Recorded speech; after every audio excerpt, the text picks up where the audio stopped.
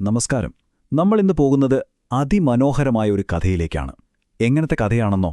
നഷ്ടം, ഓർമ്മ, പിന്നെ ഗംഭീരമായൊരു തിരിച്ചുവരവ്. ഇതെല്ലാമുള്ള ആയിരക്കണക്കിന് വർഷം പഴക്കമുള്ളൊരു കഥ. മുത്തിന്റെ സ്തുതിഗീതം എന്നാണ് അതിന്റെ പേര്.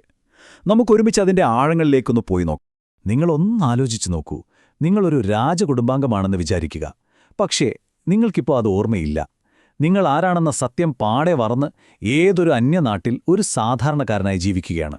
എങ്ങനെയുണ്ടാവും? ഈ ഒരു ചിന്തയില്ലേ, ഇവിടെ നിന്നാണ് നമ്മുടെ കഥ തുടങ്ങുന്നത്. അപ്പോൾ ഈ ഒരു യാത്ര നമുക്ക് 5 ഭാഗങ്ങളായിട്ടൊന്ന് നോക്കാം. ആദ്യം രാജകുമാരന്റെ മിഷൻ എന്താണെന്ന് കാണാം. പിന്നെ എങ്ങനെയാണ് പുള്ളി അന്യനാട്ടിൽ പെട്ടുപോകുന്നത്. അതിനുശേഷം എല്ലാം മാറ്റിമറിച്ച ആ ഒരു ലെറ്റർ. പിന്നെ എങ്ങനെ മുത്ത് വീണ്ടെടുത്ത് തിരിച്ചുവരുന്നു. ഏറ്റവും അവസാനം ഈ കഥയ്ക്ക് പിന്നിൽ നമുക്ക് വേണ്ടിയുള്ള ഒരു വലിയ അർത്ഥമുണ്ട്. അതെന്താണെന്നും നമ്മൾ നോക്കും. നമ്മുടെ കഥ തുടങ്ങുന്നത് കിഴക്ക് ദൂരൊരു രാജ്യത്താണ്. അവിടെ ഒരു യുവ രാജകുമാരനുണ്ടായിരുന്നു. അച്ഛനമ്മമാരുടെ സ്നേഹവും ലാളനയുമൊക്കെയായിട്ട് നല്ല സന്തോഷത്തിൽ വളർന്നു വന്നൊരാള്. അങ്ങനെയിരിക്കെ ഒരു ദിവസം അവരവനെ വലിയൊരു ദൗത്യമേൽപ്പിച്ച് ദൂരൊരു നാട്ടിലേക്ക് അയക്കുകയാണ്. അപ്പോൾ എന്തായിരുന്നു ആ ദൗത്യം? വളരെ വ്യക്തമായിരുന്നു അത്. അപകടം പിടിച്ച ഈജിപ്തിലേക്ക് പോകണം. അവിടെ കടലിന്റെ ആഴത്തിൽ ഭയങ്കരനായൊരു സർപ്പം കാവലിരിക്കുന്ന ഒരേയൊരു മുത്തുണ്ട്. ആ മുത്ത് കണ്ടുപിടിച്ച് തിരിച്ചു കൊണ്ടുവരണം. അതായിരുന്നു പുള്ളിയുടെ മിഷൻ. അപ്പോൾ ഇത്രയും കഠിനമായൊരു യാത്രയല്ലേ? വെറും കൈയോടെയല്ല മാതാപിതാക്കൾ അവനെ അയച്ചത്. 3 പ്രധാനപ്പെട്ട കാര്യങ്ങൾ കൊടുത്തുവിട്ടു. 1, കൊണ്ടു നടക്കാൻ എളുപ്പമുള്ള പക്ഷേ വിലമതിക്കാനാവാത്ത ഒരു നിധി. 2, ഇരുമ്പിനെപ്പോലും മുറിക്കാൻ പറ്റുന്ന ഒരു വജ്രം കൊണ്ടുള്ള അരപ്പട്ട. പക്ഷേ ഇതിലൊക്കെ ഏറ്റവും പ്രധാനം 3ാമത്തതായിരുന്നു. അവന്റെ ഹൃദയത്തിൽ തന്നെ കോരിയിട്ടൊരു ഉടമ്പടി. അതായത് താൻ ആരാണെന്നും എന്തിനാണ് പോകുന്നതെന്നും അവൻ ഒരിക്കലും മറന്നുപോവാതിരിക്കാൻ വേണ്ടി. പക്ഷേ ഈജിപ്തിലേക്കുള്ള യാത്ര അത്ര എളുപ്പമൊന്നുമായിരുന്നില്ല. രാജകുമാരൻ അവിടെയെത്തി. പക്ഷേ അവനെ അവിടെ കാത്തിരുന്നത് അവൻ ചിന്തിച്ചതിലും വലിയ ചതിക്കുഴികളും പ്രലോഭനങ്ങളുമായിരുന്നു. അവന്റെ ജീവിതം തന്നെ തലകീഴായി മറിയാൻ പോവുകയായിരുന്നു. അപ്പോൾ അവിടെ ചെന്നിട്ട് ആരുടെയും കണ്ണിൽ പെടാതിരിക്കാൻ അവനൊരു സൂത്രം ചെയ്തു. താനൊരു രാജകുമാരനാണെന്ന് ആർക്കും ഒരു സംശയവും തോന്നരുത്. അതിനുവേണ്ടി അവന്റെ ആ വിലപിടിച്ച തിളങ്ങുന്ന വസ്ത്രങ്ങളെല്ലാം മാറ്റി ആ നാട്ടുകാരുടെ സാധാരണ അഴുക്കുപിടിച്ച വസ്ത്രങ്ങൾ ധരിച്ചു. ശരിക്കും പറഞ്ഞാൽ സ്വന്തം ഐഡന്റിറ്റി ഒളിപ്പിച്ചു വെക്കാനുള്ളൊരു ശ്രമം. പക്ഷേ ഈജിപ്തുകാർ അത്ര മണ്ടന്മാരായിരുന്നില്ല. അവരവനെ തിരിച്ചറിഞ്ഞു. എന്നിട്ട് വളരെ തന്ത്രപരമായി അവനുമായിട്ട് കൂട്ടുകൂടി.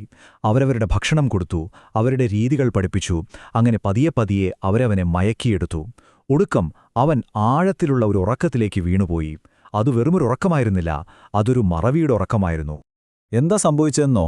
ആ ഉറക്കത്തിൽ അവൻ എല്ലാം മറന്നു. തന്റെ രാജകുടുംബം, തന്റെ ദൗത്യം, എന്തിന് താൻ ആരാണെന്ന് പോലും അവൻ മറന്നുപോയി. അവൻ തന്നെ പറയുന്നൊരു വാക്കുണ്ട്: ഞാനൊരു രാജകുമാരനാണെന്ന് മറന്നു, അവരുടെ രാജാവിന് അടിമയായി.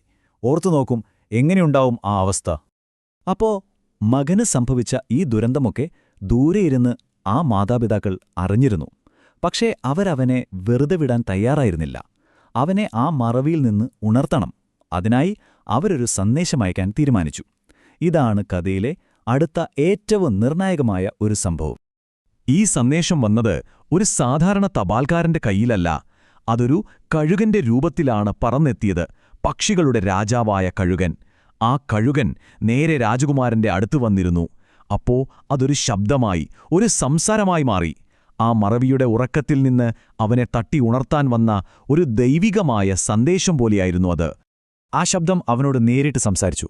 അത് പറഞ്ഞു: എഴുന്നേൽക്കൂ, നീ ഒരു രാജകുമാരനാണെന്ന കാര്യം ഓർക്ക്. നീ ആർക്കു വേണ്ടിയാണ് ഈ അടിമപ്പണി ചെയ്യുന്നതെന്ന് ഒന്ന് നോക്ക്. നിന്റെ യഥാർത്ഥ ലക്ഷ്യത്തെക്കുറിച്ച്, ആ മുത്തിനെക്കുറിച്ച് ഓർക്ക്. ഈ വാക്കുകൾ ഒരു ഇടിവെട്ടുപോലെയാണ് അവന്റെ ഉള്ളിൽ ചെന്ന് കൊണ്ടത്. ആ ഒറ്റ സന്ദേശം മതിയായിരുന്നു അവനെ ഉണർത്താൻ. ഓർമ്മകളെല്ലാം ഒന്നൊന്നായി തിരിച്ചുവന്നു. താൻ ആരാണ്, എന്തിനാണ് ഇവിടെ വന്നത് എന്നൊക്കെ അവരെ വ്യക്തമായി. ഇനി ഒട്ടും വൈകിക്കാനില്ല. ദൗത്യം പൂർത്തിയാക്കണം. തന്റെ ശക്തിയും സ്വത്വവും തിരിച്ചറിഞ്ഞ രാജകുമാരൻ നേരെ പോയത് ആ സർപ്പത്തിന്റെ അടുത്തേക്കാണ്. അവിടെ ചെന്ന് അവൻ തന്റെ അച്ഛന്റെയും അമ്മയുടെയും സഹോദരന്റെയും പേരുകൾ ഒരു മന്ത്രം പോലെ ഉരുവിട്ടു. അത്ഭുതം! ആ ഭീകരനായ സർപ്പം പതുക്കെ ഉറക്കത്തിലേക്ക് വീണ്ടു. ആ തക്കം നോക്കി അവൻ മുന്നോട്ട് ചാടി ആ വിലയേറിയ മുത്ത് കൈക്കലാക്കി. Mission complete. ദൗത്യം പൂർത്തിയാക്കിയത് ശേഷം അവൻ ആദ്യം ചെയ്തതെന്താണെന്നോ? തന്റെ അടിമത്തത്തിന്റെ അടയാളമായിരുന്ന ആ അഴുക്കുപിടിച്ച ഈജിപ്ഷ്യൻ വസ്ത്രങ്ങൾ ഊരിയെറിഞ്ഞു. ആ നിമിഷം തന്നെ അവനെ സ്വീകരിക്കാനായി അവന്റെ മാതാപിതാക്കൾ അയച്ചുകൊടുത്ത ആ രാജകീയ വസ്ത്രം അവനെ തേടിയെത്തി. നല്ല തിളക്കമുള്ള പ്രൗഢഗംഭീരമായ ആ വസ്ത്രം ധരിച്ചപ്പോൾ അവരൊരു കണ്ണാടിയിൽ നോക്കുന്നതുപോലെ തന്റെ യഥാർത്ഥ രൂപം, തന്റെ യഥാർത്ഥ സ്വത്വം തിരിച്ചറിഞ്ഞു. അങ്ങനെ ആ മുത്തുമായി അവൻ സ്വന്തം രാജ്യത്തേക്ക് തിരിച്ചുപോയി. അവിടെ വലിയ ആഘോഷങ്ങളോടെയാണ് എല്ലാവരും അവനെ വരവേറ്റത്. അവൻ വീണ്ടും തന്റെ അച്ഛന്റെ രാജ്യത്തെ രാജകുമാരന്മാരുടെ ഇടയിൽ തന്റെ ശരിയായ സ്ഥാനത്ത് തിരിച്ചെത്തി. എങ്ങനെയുണ്ട് കഥ? നല്ല രസമല്ലേ കേൾക്കാൻ? പക്ഷേ ഇതൊരു വെറും കഥയാണോ? അതോ ഈ രാജകുമാരനും ഈജിപ്തും ആ മുത്തുമൊക്കെ നമ്മളോട് വേറെന്തൊക്കെയോ പറയാൻ ശ്രമിക്കുന്നുണ്ടോ? ശരിയാണ്. നമുക്കിനി ഈ കഥയുടെ ഉള്ളറകളിലേക്ക്, അതിന്റെ ആഴത്തിലുള്ള അർത്ഥത്തിലേക്ക് ഒന്ന് കടന്നു ചെല്ലാം. ഇവിടെയാണ് ഈ കഥയുടെ യഥാർത്ഥ രഹസ്യം ഒളിഞ്ഞിരിക്കുന്നത്.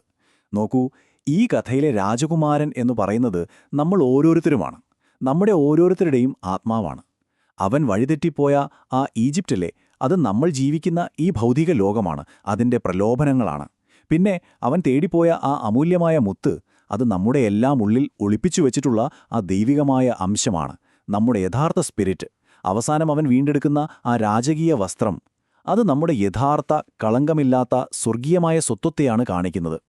അപ്പോൾ ആയിരക്കണക്കിന് വർഷം മുൻപ് എഴുതപ്പെട്ട ഈ കഥ നമ്മൾ ഓരോരുത്തരോടും ഇന്നൊരു ചോദ്യം ചോദിക്കുന്നുണ്ട്.